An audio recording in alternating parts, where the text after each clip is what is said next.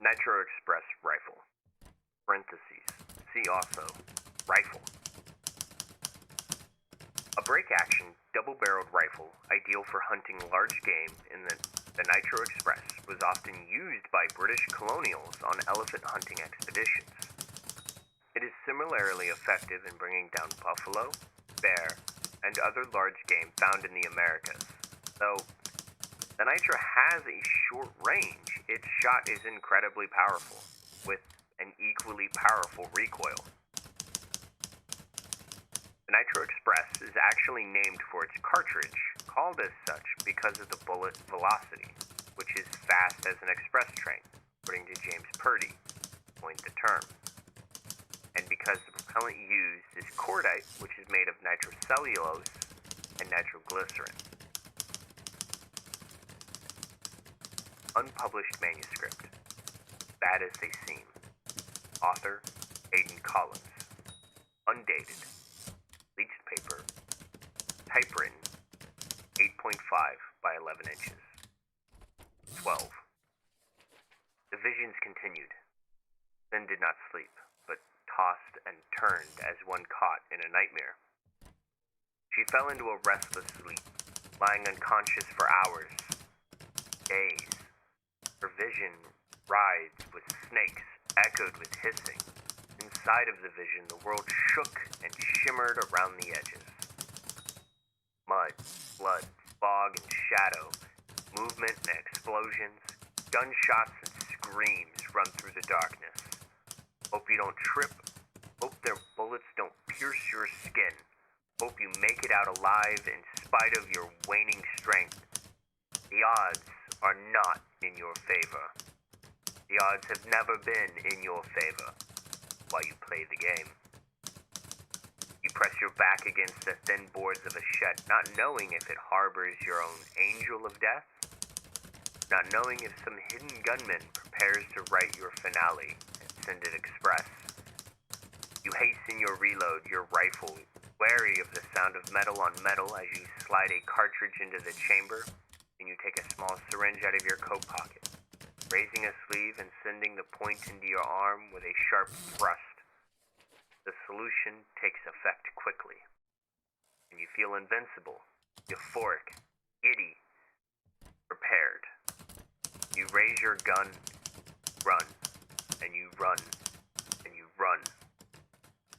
The noise of gunshots surround you as you are seen and targeted, but you are quick, zigzagging like a jackrabbit, laughing. Feel like you could run forever. You could shoot a nickel from a weather vane in a storm. You kill 5 men and 1 woman on your way to the building that will afford you cover. Reloading as you run, your head will haze over an intensely painful fog when the injection wears off. For now, we're fueled by its fire. When Finn came to wake, it was dark. Joe's had gone. Joe's absence was disorientating. Her sister was her anchor, an insurance of her own existence. She knew but one way to focus her mind, a sledgehammer and a rifle. She left the cabin, extinguishing the lantern Joe's had left burning as she shut the door.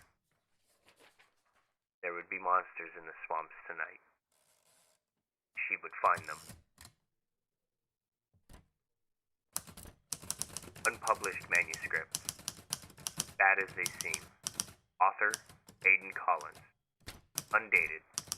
Bleached, typewritten paper. 8 by 5 by 11 inches. 13. The snake's venom had affected each twin differently. Could not be doubled. Their battle, magic, as they thought of it, had weakened. The mirror had cracked. That evening, Joe's mind was on death, her own, her mother's, her father's, her victims. She found no meaning in the loss of life, was unburdened by its gravity. Death was inevitable. Its inevitability rendered it meaningless. The word fate rang hollow in her ears. The priests offered no solace. though they had begun to hear rumors of a Christian association of hunters. They did not trust those who offered sanctioned redemption. Some called the creatures a plague. Some called them the devil. Both were wrong. Pulling on a long jacket against the cool air, foreshadowing fall, armed with only a pistol, Joe's left her sister behind to meet another. Allison, the woman she would meet now, had sought Joe's out. They had progressed from cautious silence to confessional outpourings, from wary strangers to friends, and then further.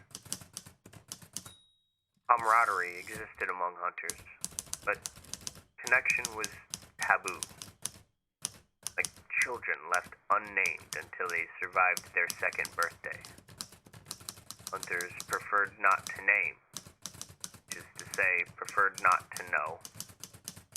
That which they were likely to lose. To hunt, you must be able to survive both combat and constant loss. To remove the calloused skin that protects the delicate shell of a heart was to choose life. A hunter always chose his death, not think of the future. In the cracks of the mirror, their magic bent and multiplied reflections. No two were the same.